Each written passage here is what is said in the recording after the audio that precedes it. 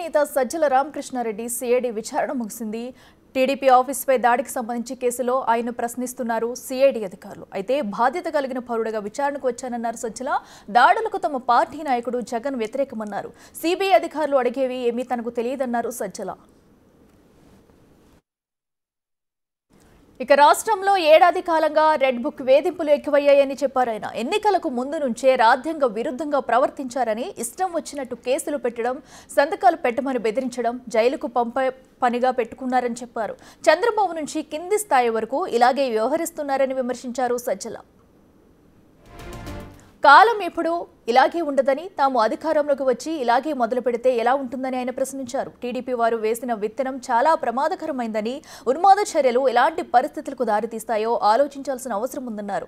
కేసులకు వైసీపీ నేతలు భయపడరని, ఎంతమందిని జైల్లో పెడతారో పెట్టుకోమన్నారు సజ్జల.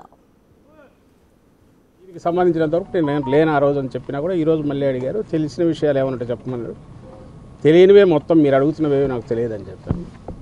మళ్ళీ పిలిస్తే మళ్ళీ వస్తామని చెప్పాను. ఇది కేసుకు సంబంధించి ఈరోజు జరిగింది. పరిపాలనలోకి వచ్చినాక ఒక పథకం ప్రకారం ఏ అంటే అది రాసుకోవడం, నువ్వు సంతకం పెడతావో లేదో వచ్చిన వాడికి అక్కడ ఉన్నా ఉండకపోయినా కేసు పెట్టడం, మేజిస్ట్రేట్ దగ్గరికి తీసుకోవడం, రిమాండ్కి పంపించడం, ఆ తర్వాత ఇంకోటి ఏదో పెట్టడం. దానికి ఆ టైంలో ఎవరైతే నిందితుడిగా వీళ్ళు పెడుతున్నారో వాళ్ళు అక్కడ ఉండడం అవసరంలా, లేదా రాయించిన వాడు ఎవడో వాడికి పరిచయం కూడా అవసరంలా.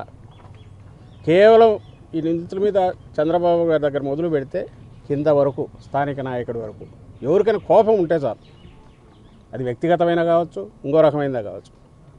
పెట్టు కేసు ఎత్తి ముందు లోపల పడి వేల మంది అవుతున్నారు. దీనివల్ల ఎవరు భయపెట్టలేరు.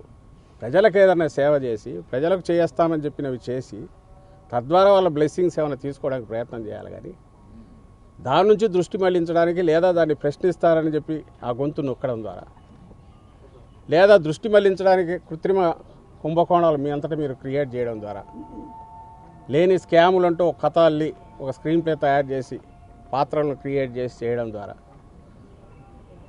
ప్రజల దృష్టి మళ్లించవచ్చు ఎల్లకాలం అనుకుంటే అది ప్రాక్టికల్ కుదరదు. ఈ సంవత్సరం అయితే అట్లే గడుపుతూ వచ్చారు, కానీ జనం అప్పటికే విసిగిపోయినారు. ఎల్లకాలం అయితే అదే కుదరదు.